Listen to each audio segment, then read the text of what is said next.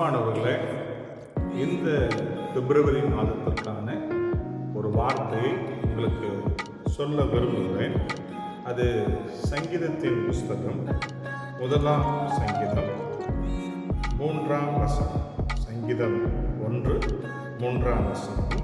அதனுடைய பிந்தின பாகம் அது என்னவென்றால், அவன் செய்வதெல்லாம் வாய்க்கும். அன்பானவர்களே, இந்த புதிய மாதத்தில் நீங்களும் நானும் செய்கிற அனைத்து காரியங்கள் வாய்க்கும் என்று சொல்லி கர்த்தர் சொல்லுகிறார். ஆமென், அல்லேலூயா. ரொம்ப சந்தோஷம் தானே? இந்த மாதத்தில் நீங்கள் நானும் செய்கிற எல்லா காரியமும் கர்த்தர் வாய்க்க செய்ய இருக்கிறார். இதற்கு ஒரு பிரமாணம் இருக்கிறது, கட்டளை இருக்கிறது. என்னவென்றால் 2 வசனம் சொல்லுகிறது, கர்த்தருடைய வேதத்தில் பிரியமாயிருந்து இரவும் பகலும் அவருடைய வேதத்தில் தியானமாயிருக்கிற மனுஷன். அன்பானவர்களே, பைபிள் வசனத்தில் நீங்களும் நான் என்ன பண்ணணும்? பிரியமாக இருக்கணும்.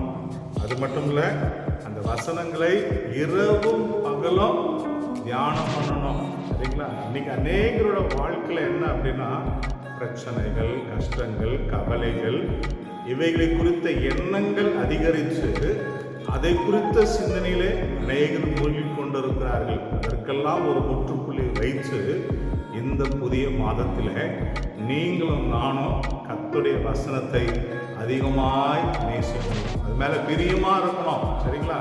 அது மட்டும் இல்லை, இந்த வசனங்களை தியானம் பண்ணணும். திரும்ப திரும்ப படிங்க, திரும்ப திரும்ப சொல்லுங்க. அதன் மீது நாம் தியானமாக இருக்கும் பொழுது கர்த்தர் சொல்லுகிறார், நீங்கள் எதெல்லாம் செய்ய நினைக்கிறீங்களோ அந்த காரியங்களெல்லாம் கர்த்தர் பொறுப்படுத்திக் கொள்வார். கர்த்தர் வாய்க்க செய்வார்.